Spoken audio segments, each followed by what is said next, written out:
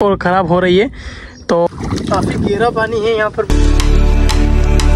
Guys welcome to my vlog. होना है मुझे खेत पर, क्योंकि हमें करनी है मोटर चालू खेत में, तो अभी जाना पड़ेगा मुझे नदी पर।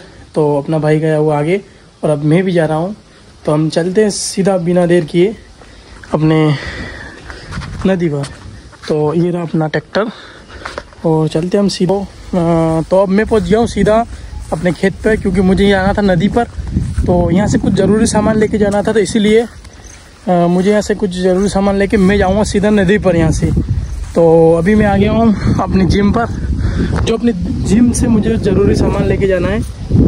और ये रही मेरे हाथ में कुल्हाड़ी, जो मुझे इस पर नदी की ज़रूरत पड़ेगी, क्योंकि अपनी मोटर चालू करना है, तो वहाँ थोड़ी चीज़ की ज़रूरत पड़ेगी, तो इसलिए मैं इसको ले जा रहा हूँ। और अपना भाई गया हुआ आगे, तो अब यहाँ से सीधा हम चलते हैं नदी पर। और ये रही अपनी सोयाबीन, जो काफ़ी लोगों की सोयाबीन हार्वेस्टिंग हो गई, लेकिन अपनी सोयाबीन अभी तक हार्वेस्ट नहीं हो पाई, क्योंकि थोड़ी अपनी सोयाबीन लेट हो चुकी थी। हमने बोई थी पिछले साल, मतलब हमने सोयाबीन बोई थी लेट, अब की बार सबसे बाद में, तो उसके कारण हमारी सोयाबीन काफ़ी लेट हो चुकी है। तो अब तक भी नहीं आई है, और अब 26 सितंबर हो चुका है, करीब करीब मुझे लग रहा है कि अक्टूबर आ जाएगा इसमें, तब जाके पक के तैयार हो गई है। और अभी देख सकते हो वो जो खेत दिखता होगा आपको, वो हार्वेस्टिंग हो चुका है। और अभी अपना जो खेत बचा हुआ है, ये अपने खेत में अभी सोयाबीन आई नहीं है, मतलब अपने कुछ भी सोयाबीन अभी आई नहीं है। अभी मैक्सिमम अभी 7 से 8 दिन और सोयाबीन अपनी नहीं आएगी, तो 7 से 8 दिन बाद ही हार्वेस्टिंग होगी। तक हमें और इंतज़ार करना पड़ेगा। और हमारे गांव में लगभग 50% सोयाबीन कट चुकी है, 50% और बची हुई है।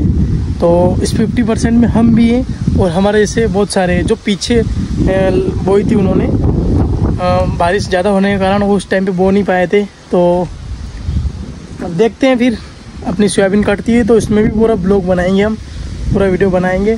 तो गाइस आप लोगों को अगर ब्लॉग अच्छा लगे तो प्लीज़ यार इसमें लाइक सब्सक्राइब ज़रूर करना, और कमेंट भी करना अगर आपको कुछ अच्छा लगे वीडियो में। तो अब हम चलते सीधा नदी पर बिना देर किए, क्योंकि हमें जाना पड़ेगा नदी पर और मोटर चालू करना पड़ेगा। अब बज गई है 11, तो अभी मुझे करना है प्याज में मोटर चालू। तो अब हम चलते हैं सीधा बिना देर किए नदी पर।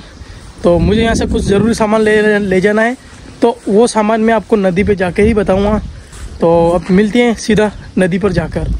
तो गाइस मैं पहुँच चुका हूँ नदी पर, और मैंने आपको बताया था कि मैं जा रहा हूँ नदी पर, तो मोटर चालू करनी थी। तो वो ज़रूरी चीज़ थी ये, जो आप ये लकड़ी देख रहे हो, ये बांस की, जो इसे अब मुझे लाना था, क्योंकि मुझे वहाँ से जो वायर है उन वायरों को यहाँ लगाना था, क्योंकि हमें चलानी मोटर चलाने के लिए ये जो है ऑटोमेटिक, जो इससे अपनी मोटर क्या है जलेगी नहीं, और लाइट ख़राब वगैरह हो सकती है, तो इससे अपनी मोटर जलेगी नहीं। तो इसलिए हमें ये लगाना है, तो इसके लिए हमें इसकी ज़रूरत पड़ रही थी।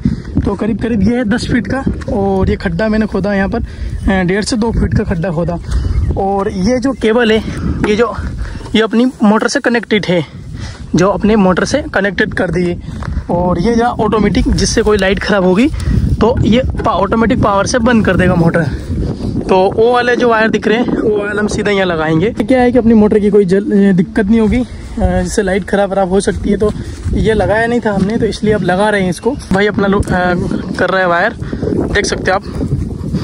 तो अब लगाएंगे हम वायर यहाँ, और फिर उसके बाद हम कर देंगे मोटर चालू अपनी। तो बताता हूँ मैं आपको मोटर चालू होती तब।